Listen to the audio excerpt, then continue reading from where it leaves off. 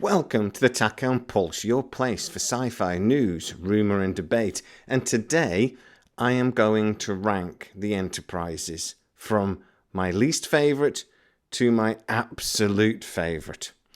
Get into the comments now and tell me what you think is going to be my least favourite Enterprise to ever appear on screen. I bet most of you get it right. Let's get into it. Our tachyon pulse has been unable to completely penetrate the anomaly. I'm doing this video as much as anything else very quickly just to test my new microphone. Hopefully it's going to be sounding better now I'm facing it the right way, like an absolute moron. But let's get into it. What is my favourite Enterprise ever to appear on screen? It's the Enterprise E. The Sovereign class is stunning. I genuinely remember going to watch First Contact for the first time, and this was sort of pre-social media. We hadn't seen the Enterprise when I went to the cinema. And when you have that opening, sweeping shot of it sort of turning by the nebula, there was an audible gasp in the cinema. We literally went, which for British people is the same as jumping up and down, screaming, oh my God, it's beautiful, I want to have its babies. So, the Enterprise E, it's just a beautiful ship. It looks mean. It looks like it's doing Warp 9 when it stood still. I absolutely adore that vessel. My next favourite Enterprise is going to be the Connie. I am going with the movie version, not the obviously the original series version. That's going to appear a bit further down the list. But the refit, or the A really, that was exactly the same, it's probably one of the most iconic starship designs, or definitely in the top couple ever. It's a beautiful vessel. It's just proportioned beautifully. It's not quite got the same place in my heart as the E, but oh, it's bloody close. An absolutely beautiful design and really just stood out on the screen. Perfect, near perfect design. My next favourite, it's got to be the D. Even I know it's a bit of the wide boy of the Enterprises, it's the Enterprise that I grew up on. It was the TNG era starship, and it was just my Enterprise. Do you know what I mean? It was the Enterprise that I just loved. Now, tactically, it might not be the greatest starship ever if you go into war, having so many families on board. It's absolutely enormous compared to what it can actually do from a weapons point of view. That ship could have been half that damn size, had a few less crew quarters, and just be that well armed. But I just love it. And I have to admit, in Generations, when she crashed and the saucer section came down and did that skidding thing, I was genuinely sad. And when it reappeared in Picard Season 3, I was very happy. So yeah, the Galaxy, the D, it's definitely up there in my top 3 favourite Starship Enterprises. What's number 4? It's going to be the B, the Excelsior, with the wide chunks at the by the deflector that got nailed by the Nexus, and Kirk died for one of the times he died. I think the Excelsior, again, is just a classic design. It's the most destroyed starship in Star Trek. It's always getting blown up. I love when they've refit it. I love the Excelsior 2 as well, that they redid for Picard Season 2. But it's just a really nice design. I love the neck on it. I love that makes it look way beefier. It looks like a bulldog coming at you. I really like sort of where the impulse engines are. I think, again, that looks really cool. And yeah, I think it's, if anything, it's slightly more proportioned than the Connie. In that, I mean, it looks more like a warship. A stunning design. Next on my list is the NX-01 Enterprise, the NX class. But not the one we saw on screen, at least not till Picard Season 3. It's the refit. I love that design. I don't know, I never loved the NX. It's going to appear on this list, but it's a bit lower down. It never looked like, I don't know, I suppose it fit what it was supposed to be. One of our early starships, and it really did look similar to what came before it. The problem I had was it looked a bit like a Romulan ship, so in its shape. So I never loved it.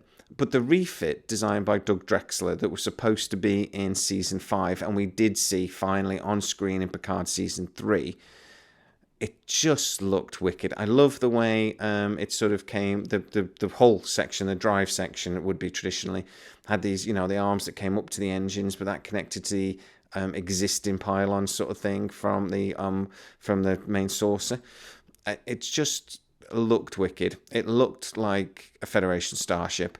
And I would love to have seen the big upgrades it was going to get if we'd have got a Season 5 of Enterprise, which we sadly didn't.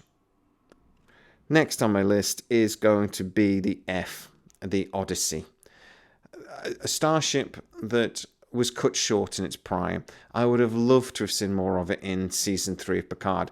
What I would have liked to have done is seen that as the Enterprise, and then when they did the renaming of the G, called it the Picard, knowing that then the Odyssey is still out there being the Enterprise. But no. They were hoping to do Legacy. They still are hoping to do Legacy.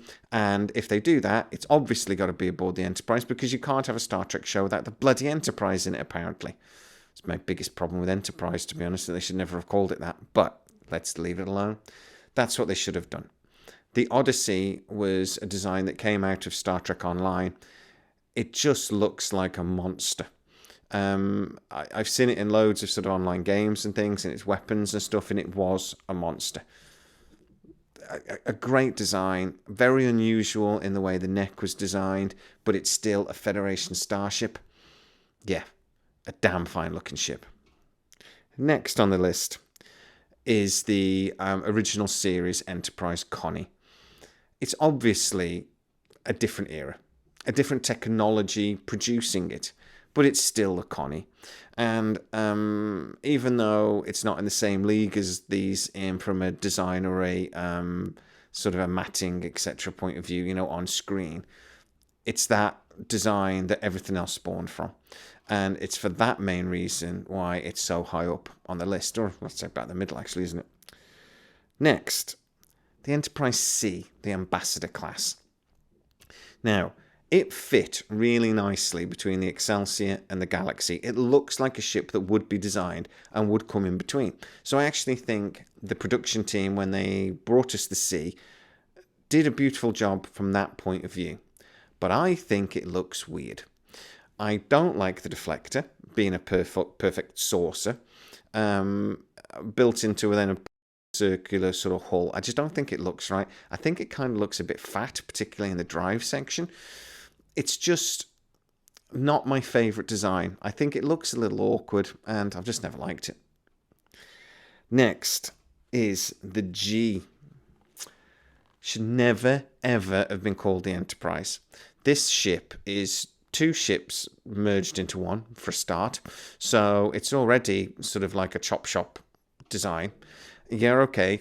Before it's called the Enterprise, it's been in dry dock for like 12 months. So hopefully they've upgraded everything, because it was bloody useless during Picard Season 3. An absolute waste of time. I don't know now what they've done with it, and actually we don't know on screen what they did with it. But it is still a horrible design. Now, it did grow on me a little bit during the series. I actually quite like the way the engines are. I quite like the saucer section. The problem I have with it, none of the bits seem to stick together. It's like somebody's built a starship out of Lego, which I like to do. But done it without sort of any instructions. Or they've got 3 or 4 different models and they've just stuck them together. It doesn't look right. It's an ugly ship, regardless of how you look at it, to be honest. Every angle is kind of ugly, other than the saucer section for me. I hate the design. I hate they called it the Enterprise, and it should never have been allowed. But it's not my least favourite Starship Enterprise that ever appeared on screen. I might have tricked you a little bit here. It's the J.J. Abrams Enterprise. All three versions, because every single one is actually slightly different in the three different movies. It's a horrific design. The necks too thin and too long. In the first version, they had these flappy things coming out the side, which look weird. The engines in all three versions look really weird. They're like tear-shaped. I hated the inside. I hated the shuttle bay. I hated that it's got all these water pipes and things. They seem to have made it water-powered in the first one, which is weird. I hate everything about the ship. I love the films that it came in. Actually, I do enjoy those three films, but not for the reason you think. They're not good Star Trek films, but they are quite good, like, action sci-fi movies. If it didn't have Kirk, and it wasn't called the Enterprise, and it was just a sci-fi movie, I actually think it probably would have been a well-loved sci-fi movie. But because it was the Enterprise, and because it was trying to rewrite a history in a different universe, I can't help it. But the Enterprise design is just wrong. And they made it enormous for no good reason. So, yeah, my least favourite Enterprise out of all of them is the J.J. Abrams Enterprise. But guys, get into the comments, tell me what you think. What's your order? How would you rank it from your favourite to your least favourite? I'd love to know. Get into the comments. And where am I right? Where am I wrong? Tell me. If you are new to the channel, don't forget to like, subscribe, hit the bell notification. It really helps us out and you'll never miss any of our new videos. Also, you can become a member of the channel and get to see a lot of these videos before everybody else. Go check that out. As always, please stay safe and I'll see you next time. Our tachyon pulse has been unable to completely penetrate the anomaly.